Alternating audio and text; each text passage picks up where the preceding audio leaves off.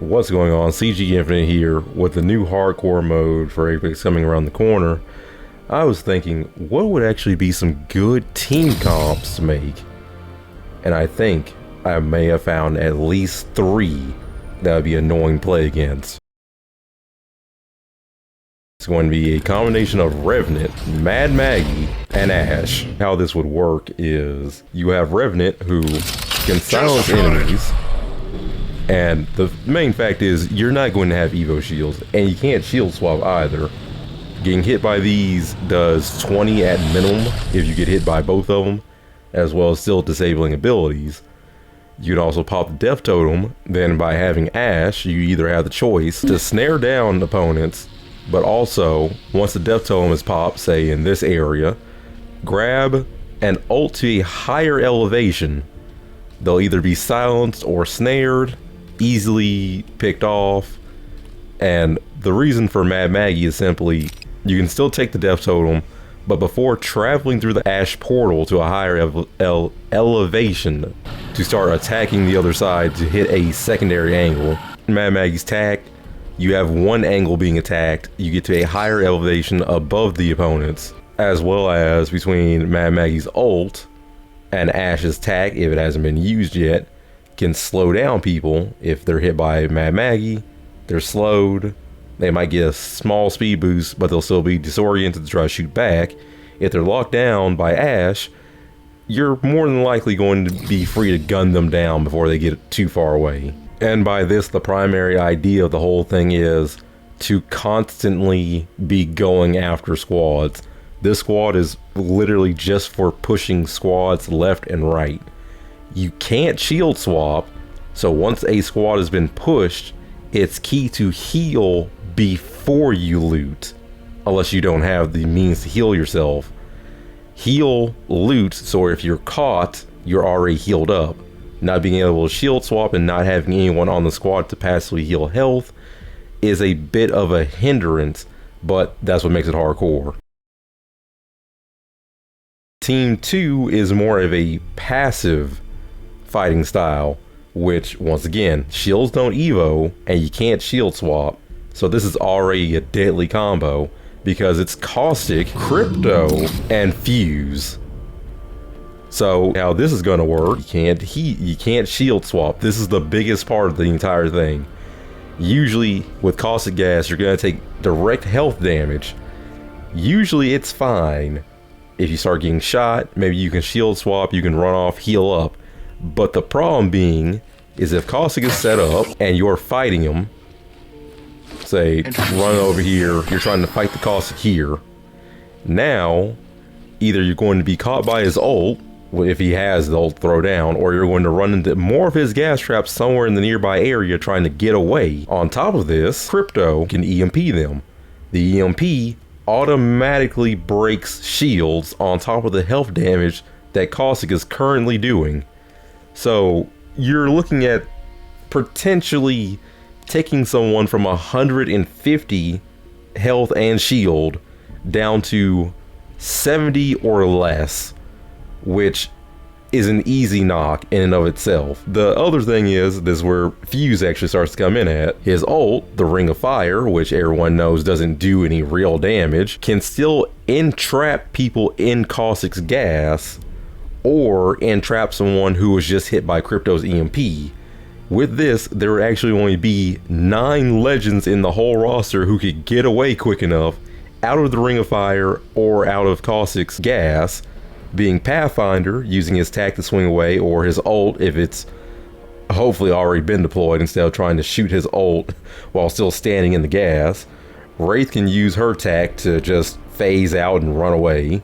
Octane will stem, which will more than likely get him knocked, trying to stem out of Caustic gas or through fire. Or Caustic's ult, not Caustic, Octane's ult, using jump pad to get out if it hasn't already been used as well. Loa can use her bracelet tack if she immediately calls it down outside the Ring of Fire. This way she won't have to take too much damage from the gas. Horizon using her lift tack. Valkyrie using her VTOLs. Ash ulting out if she hasn't already used it. Newcastle also ulting out if he hasn't used it. And finally, advantage using her attack to jump to Echo. And really the best part of this whole thing is, say they get out, they're still looking at 70 or less health depending on how long it took them to get out of all that. So simply, if they've run behind cover to try to heal or are trying to actively get to their teammate, all it takes is one knuckle cluster and you're looking at an easy knock. But even with that, if they don't get knocked by that, they have the chance of two other things possibly happening. One, they run into a caustic trap. That's just more damage. Or they run accidentally into a third party, which we'll just let them have that one. To me, would be the most annoying to try to play against.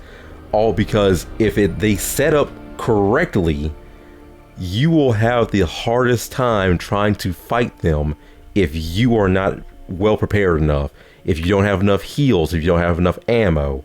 This is actually going to be the most difficult squad to possibly fight against, which is a combination of Lifeline, Wattson, Newcastle. Lifeline's Doc can easily heal up any health damage you're going to take. Wattson putting down fences, sure, but it's about Wattson's ult, which passively restores your shields while you're fighting, on top of Newcastle's ult, on top of the extra fighting position you have. It won't let me because it'll probably take this away the second I swap the Wattson, but you can set up Wattson's ult, just say further back here. Her ult being there now provides a bit more coverage from the sides, although yes, it can be shot. If your Wattson is holding 4 ultimate accelerants, have her drop ult, pop an ultimate accelerant. If it gets destroyed, congratulations, you have another one to immediately put down. So now you're passively healing shields, you have extra coverage from being shot at, as well as time to heal up. And by heal up, I literally mean you don't have to do anything. Let Wattson's ult heal your shields, let Lifeline use Doc to heal your health, and all you have to do is focus on fighting. That's it. While any of your enemies are having to stop fighting just to heal any damage they're taking, you're ready to go the second they peek back out again. And there's not too much they can do unless they have a higher elevation to shoot you from and just get around all of this. Mad Maggie's only a good counter because if it hits the wall, I don't think Wattson's ult can destroy it in time. By range, at least. So Mad Maggie's a good counter for this, but at the same time, all you have to do is just not stand on that direct piece that currently has a thermite coming through it. So the other thing that makes this annoying is if you knock their Wattson, either Newcastle can scoop them up and provide a mini little shield that Lifeline can now weave in and out of to shoot you as you're trying to push, or Lifeline can just heal her, well, not heal, but res her, and it still keeps Lifeline in the fight. Now you're fighting 2 people while someone's being rezzed behind this cover, and also still has Wattson's ult going to heal her shields when she gets back up. Say, instead, now that you've knocked Newcastle, Lifeline is going to walk over, going to start getting him up, gonna drop Doc to the side. Now he's up, he has his shields being healed, he has Doc to the side, getting his health back, and all he has to worry about is maybe popping a single syringe or not even going that far and immediately getting back into the fight. If you knock Lifeline, Newcastle's just going to scoop her up, and Wattson's going to be the one weaving in and out of this little mini shield while she's being rezzed. It's a very annoying comp to play against because it sort of works well in just normal modes, but when you bring it to hardcore where your shields do not evo, you cannot shield swap, and you must self-conservate your healing items, having healing that works for the whole team automatically makes this number 1. Down in the comments, let me know what kind of team comp you think would work best for this mode.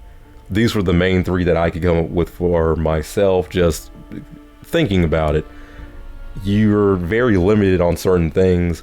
Honestly, I wouldn't even care to know where the next ring is, because if you can sit there and just look. If you see that the wall is close to you, you can kind of tell which way you need to go. And from there, you can see how quickly the ring is closing. You know what side of the ring you're on. If it's closing slowly, you're closer to the edge of the next ring than you probably think you are. If it's closing quickly, it's on the other side of the map. But that's going to do it for this one. Like, comment, subscribe if you haven't already for more content. And until the next one, I'm out.